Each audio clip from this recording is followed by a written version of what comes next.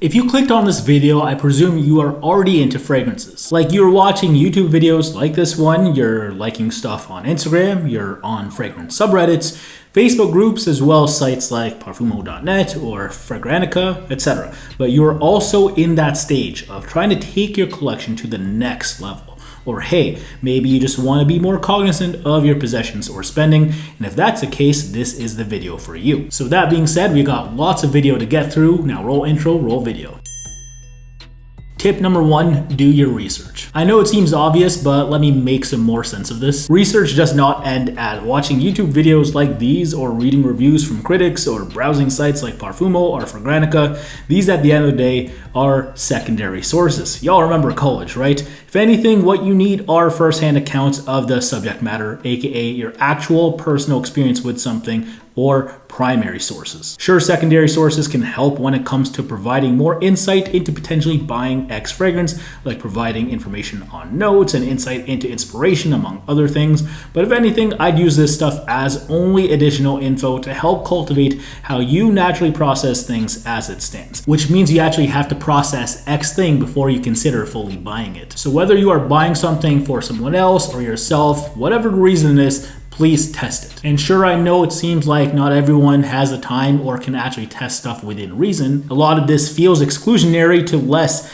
metropolitan areas, for example, and you can't reasonably just go to X store to try what you want to try, but then just make the barrier of entry as low as possible for yourself before fully committing. Utilize subreddits or Facebook groups for splits and decants from credible members if need be, or buy sample packs or discovery sets from brands if they are available as well. And hey, I know the urge to buy blind next time will be there if some of your field research in the past was actually successful, because now you might be like, well, if I like this one from the last time, maybe I'll like this one because it is similar to that, or something else. Or maybe you want to gamble like, hey, maybe I don't need that sample pack. But what happens if that purchase burns you because it's not what you were expecting or wanted? Then you'll be sad, of course. But on the flip side, maybe you aren't as sad because you're fortunate enough to more afford being burned by blind buys. Now, if this is you, this probably isn't the video for you, but for everyone else, again, do your research. Tip number 2, only buy what you like. Now, this is an extension of the last point, but after you research and test something,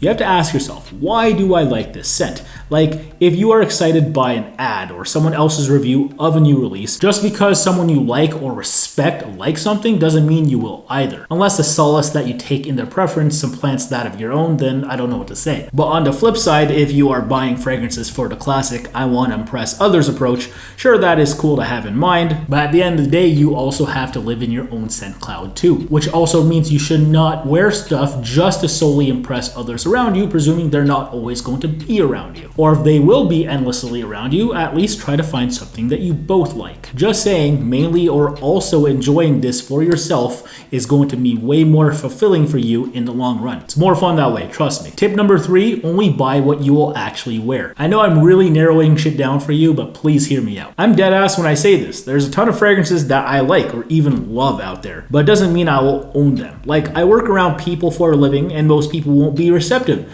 to some of the more glamorous, powdery, quote-unquote perfumery offerings of yesteryear that I'm also into. Upon purchasing fragrances, I have to be cognizant of my personal lifestyle, or some of these will wind up being what I like to call shelf queens. And for me, I don't like to look at something as a collection as it collects dust. I like to look at this stuff as an actively worn wardrobe. Like, I know some collectors actually get stressed out when juice levels get low in their fragrance bottles, but for me, I prefer to like remembering why things got that low, and that is a good thing, because using it for me means I'm actively getting my money's worth. At the end of the day, different strokes for different folks, I get that, but keep in mind this list is more to do with saving money in mind and or just being straight up more functional. So if you feel like that's what you want to be, again, only buy what you will actually feasibly wear. You probably just don't need too many of those fragrances that you'll reach 2-3 times a year for, that's all.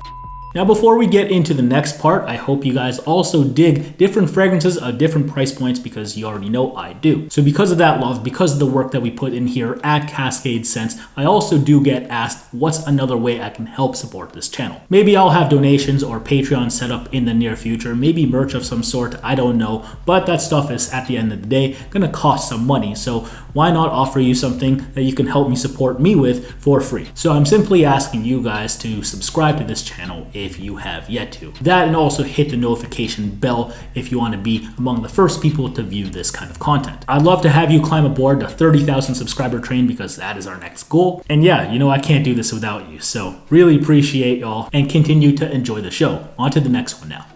And last but not least, point number 4, and arguably most importantly, set a budget. Sure, I am super passionate for fragrances, but I am telling you, as someone who has been into this shit for over a decade at this point, don't get into debt for something this frivolous. I've seen people use fragrance as a way to fill a void in their life by creating another void in their bank account. And it goes without saying that that shit is super dangerous, as you will hit a wall with it, burn out, and go broke, of course. And then you start to resent the hobby for your broke ass and forever leave the lifestyle and or your respective community. Like, if that is a path you are on, you either need counseling and or a financial advisor and or possibly both. And sadly, I kind of see this thing more often than not than I would like to in various sects of the community. And at the end of the day, fragrances are still luxury goods despite the cheap entry fee in comparison to other luxury goods like jewelry, watches, or cars. So as a result, they still need to be treated with some gravity, like car payment or Creed, or house payment or Xerjoff. Who knows? In all seriousness, it should never be the fragrance if you want to regulate this largely emotional hobby with some logic. But if you do follow the initial 3 steps in do your research, buy what you like, buy what you will wear, and then this last one in setting a budget, all of this will help simplify your fragrance journey for the foreseeable future. Just stop lighting your hard-earned money on fire if you're actively doing it. Just set that monthly, quarterly, or annual budget on fragrances, and God forbid you do not exceed it. Easier said than done. But yeah, I think that about does it for me and these rules. But yeah, more geared towards anyone who's already into fragrances but still feels like they're starting out, and or anyone else who wants to be more cognizant of their purchasing. So again, if this is you, I hope this provided some insight to why being more self-aware about this hobby is healthy, and in my opinion, a little bit more fun, because now I get to experience all of what makes me love and or find stuff that is more functional. So if you enjoyed this take and you want more, please be sure to like this video and subscribe if you've yet to, as well as hit that notification bell so you are among the first ones to be back for new content like this. And then also tell me what you think in the comments as well. Are any of these takes BS, or do you have any more on your own side? Please let me know again. And with that being said, thank you again as always for the ongoing support. Take care for now. Peace out. Bye. My name is Manny. Wear your fragrances.